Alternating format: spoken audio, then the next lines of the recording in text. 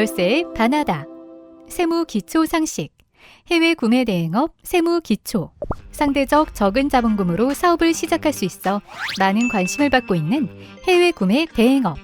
그렇다고 해서 무턱대고 뛰어들었다간 세금 신고 시 과도한 과세를 지불할 수 있는데요. 지금부터 이를 예방하기 위한 해외 구매 대행업 세무에 대해 알아봅시다. 오늘은 해외 구매 대행업의 정의를 먼저 살펴보고 세금 신고 방법에 대해 알아보도록 하겠습니다. 이후 해외 구매 대행업에서 절세할 수 있는 방법도 함께 알아보도록 합시다.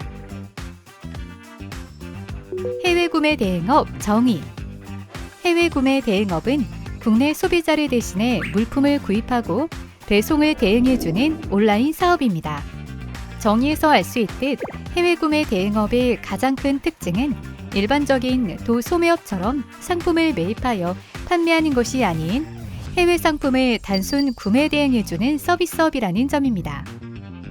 이는 매출 집계 차이로 이어지는데요. 일반적인 온라인 쇼핑몰, 즉 소매업의 경우 사이트 전체 판매액이 매출이 되는 반면 해외 구매 대행업의 경우 대행하는 서비스에 대한 수수료분만이 매출로 산정되기 때문입니다.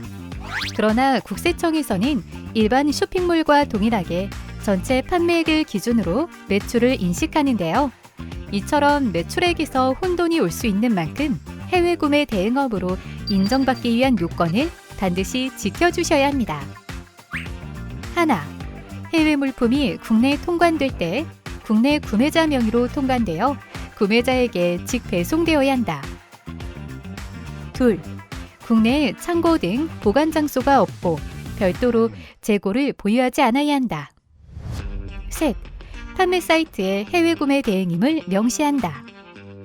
넷, 주문 건별로 구매 대행 수수료를 산출하고 해당 산출 근거 및 증빙들을 보관한다.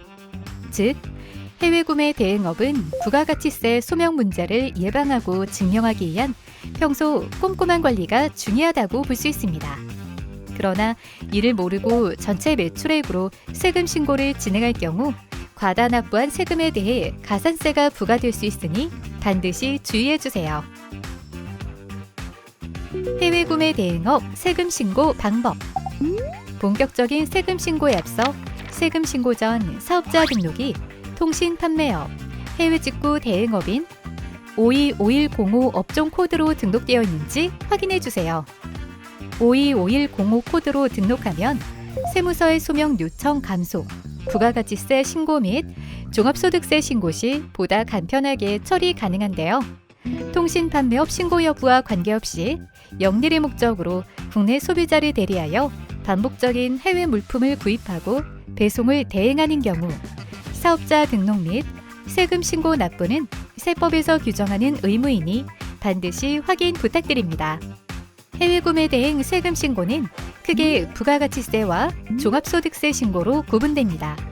그중 부가가치세는 상품의 거래나 서비스의 제공 과정에서 얻어지는 이윤에 대해 과세하는 세금이며 우리나라의 경우 판매한 매출액의 10%에 해당하는 금액을 부과하고 있습니다. 여기서 일반 과세자는 연 2회, 간이 과세자는 연 1회 신고해 주시면 되는데요. 아직 사업 초기이신 분들의 경우 부과율이 낮은 간이과세로 신고해 보시는 것을 추천드립니다. 차질 없이 부가세 신고를 했을지라도 국세청에서 집계되는 매출 내역과 달라 매출 차액에 대해 소명할 것을 요구하는 과세 예고 통지서를 받으실 수 있습니다. 이때 구매 대행업 소명 증빙 자료를 제출하셔야 하는데요. 주문건별 인보이스, 배대지 사용 내역서, 카드 청구 내역서, 플랫폼별 정산 내역 등 구매 대행 일지가 상세히 기록된 자료를 통해 증빙해 주세요. 잠깐! 간혹 매입세 공제를 받기 위해 일부러 총 결제 금액을 매출로 신고하는 경우가 있습니다. 그러나 해외 구매 대행업자가 상품을 구매입한 내역은 매입세 공제를 받을 수 없는데요.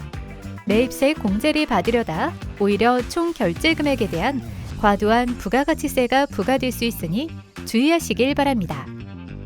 이어서 종합소득세는 1년 동안 벌어들인 소득에 대한 세금으로 일반 사업자와 동일하게 연 1회 신고를 원칙으로 합니다. 단, 주의할 점은 수수료를 매출로 산정이기 때문에 해외 물품 구입비나 배송비 등의 비용을 중복으로 처리하지 않아야 하며 국내 비용 사업과 관련해 발생한 지출들만 반영해야 합니다.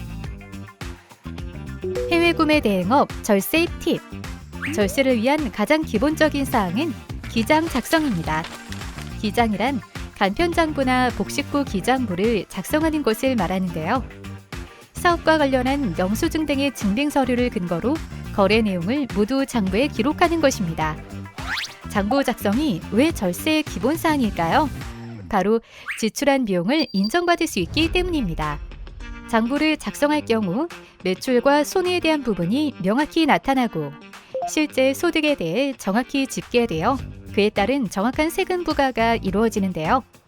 이때 적자 확인 시 2월 결손금 공제 혜택을 최대 15년까지 받을 수 있답니다. 무엇보다 장부 작성 대상자인 경우 미작성 시 가산세가 붙게 되므로 선택이 아닌 필수로 작성해주세요. 통신판매업에서 가장 대표적인 세액감면 제도인 창업 중소기업 세액감면 혜택을 소개해드립니다.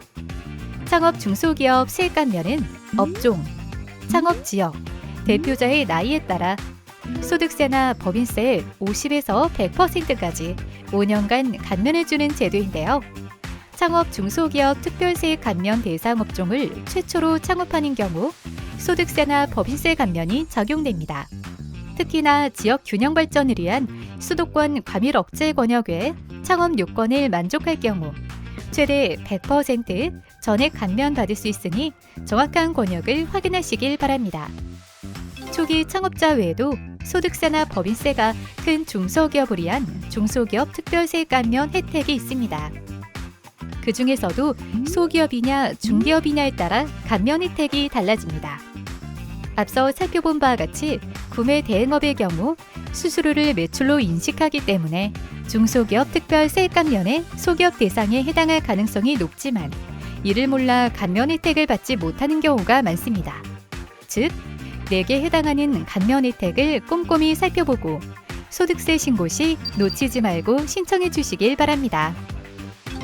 마지막으로 해외 구매 대행업은 소매업에 해당하기 때문에 신용카드 등 발행세 공제 혜택을 받을 수 있습니다. 이는 상품을 판매했을 때 소비자로부터 신용카드, 현금 영수증 매출 금액만큼 부가가치세액에서 공제해주는 것을 말하는데요. 이 역시 전체 매출액이 아닌 수수료 매출액을 기준으로 공제받으셔야 한다는 점 꼭 기억해 주세요. 지금까지 해외 구매 대행업 세무 기초에 대해 알아보았습니다. 오늘 배운 내용을 떠올려 정리해 보세요.